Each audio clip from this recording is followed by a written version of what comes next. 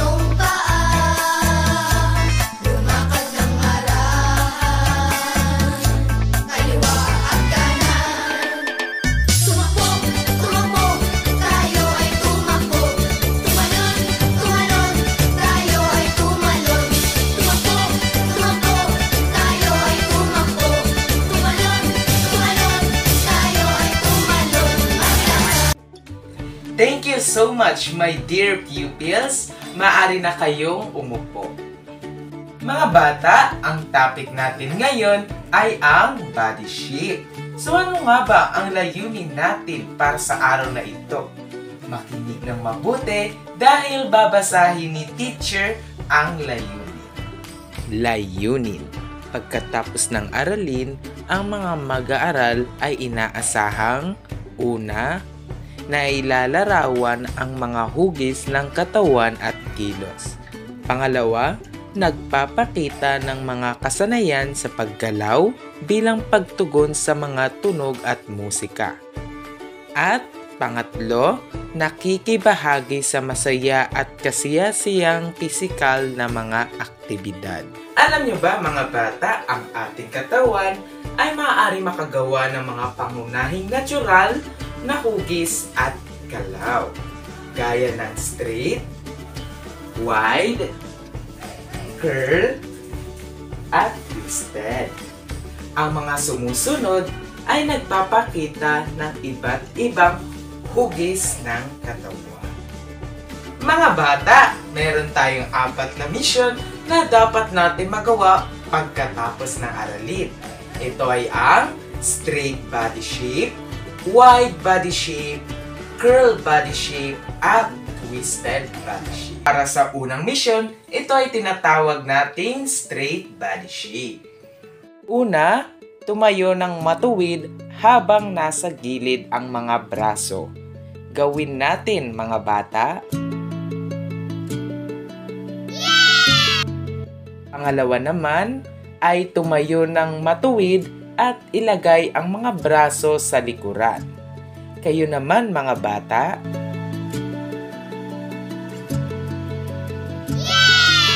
Para sa pangatlo, tumayo ng matuwid at itaas ang dalawang braso. Gawin ninyo mga bata.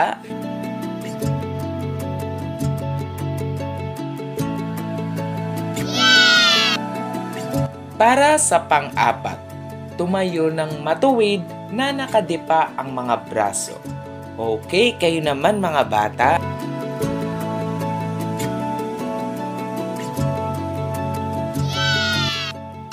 Very good mga bata! Dahil dyan, meron kayong 5 points. Para naman sa pangalawang misyon, ito ay tinatawag nating wide body shape. Letter A, side lunges. Kapag ginagawa ang side lunges, ay pagdikitin ang mga kamay ng ganito. Ibuka ang mga paa at dahan-dahan ibaluktot ang mga tuhod. Siguraduhin na hindi ito lalagpas sa daliri ng inyong paa. At ulitin ito sa kabila. Kayo naman mga bata.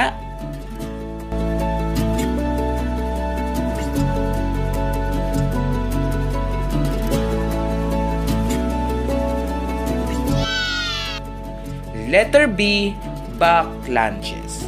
Ngayon naman gawin natin ang back lunges. Ilagay ang mga kamay sa bewang at ihakbang ang kaliwang paa sa likuran. Marahan ito ibaba. Ulitin ito sa kabilang paa. Kayo naman mga bata.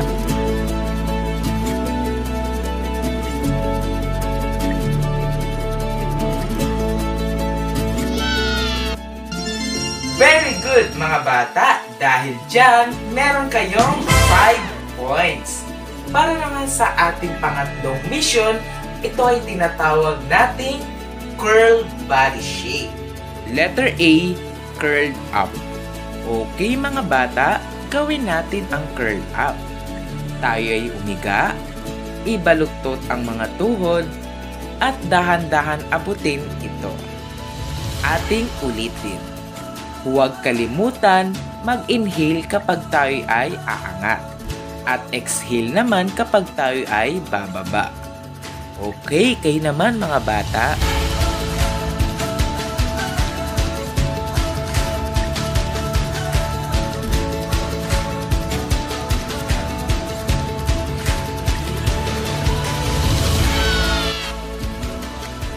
Letter B, curl down. Okay, ngayon naman mga bata, tayo ay dumapa at itulak ng bahagya ang ating katawan paitaas. Ito ay tinatawag nating curl down. Okay, gawin nyo naman mga bata.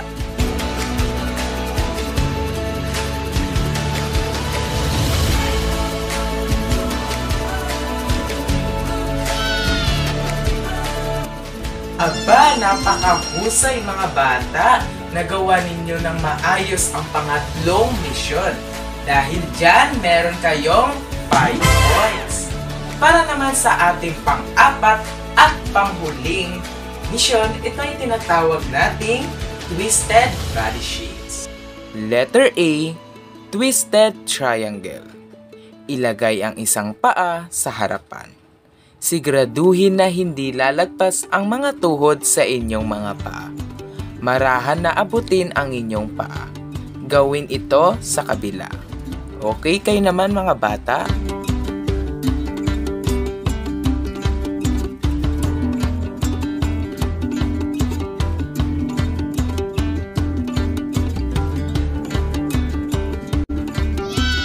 Letter B, twist trunk. Ilagay ang isang paa sa harapan. Idipa ang mga kamay. Marahan na humarap sa kanan. Ulitin ito sa kabila. At humarap naman sa kaliwa. Okay, kayo naman mga bata.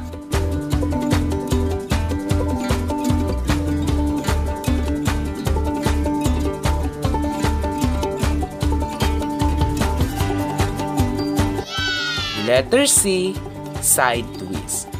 Pagsamahin ang mga kamay, ibuka ang mga paa, at humarap sa kanan at sa kaliwa.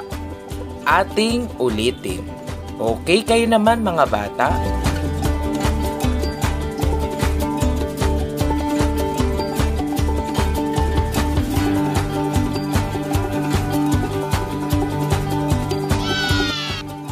Letter D, lunge twist. Ilagay ang mga kamay sa inyong ulo. Ilagay ang kaliwang paa sa harapan. Humarap sa kaliwa, ulitin sa kabila. Okay kayo naman mga bata?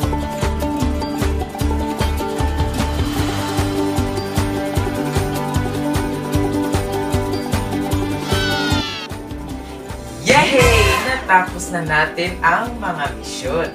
Dahil dyan, bigyan ninyo ang bawat isa ng Mami Junicia claps. Sabay-sabayan ninyo si teacher, okay? 1, 2, 3. 1, 2, 3. Very good, very good, very good. Okay mga bata, para naman sa ating activity, i-integrate natin yung mga natutunan natin kanina sa pamamagitan ng pag-awit ng Leron-Leron Sinta. Okay mga bata, alam niyo po ba kung ano ang kantang Leron-Leron Sinta? Okay, very good. Halina, gawin na natin. Kanimo turuan. Leron, leron sinta, buko ng papaya, dala-dala yung snog, sisigan ng bunga, pagdali sa dulo, napaliyang sana, tapos sa palaran, umanap ng iba. Okay, very good my dear pupils. Talagang napakaraming natutunan ninyo sa ating tinalakay kanina. At sinabayan nyo pa ng pag-awit ng Leron-Leron Sinta. Ngayon naman, kumuha ng isang papel at lapis para sagutan ang ating quiz. Ready na ba ang lahat? Opo, teacher!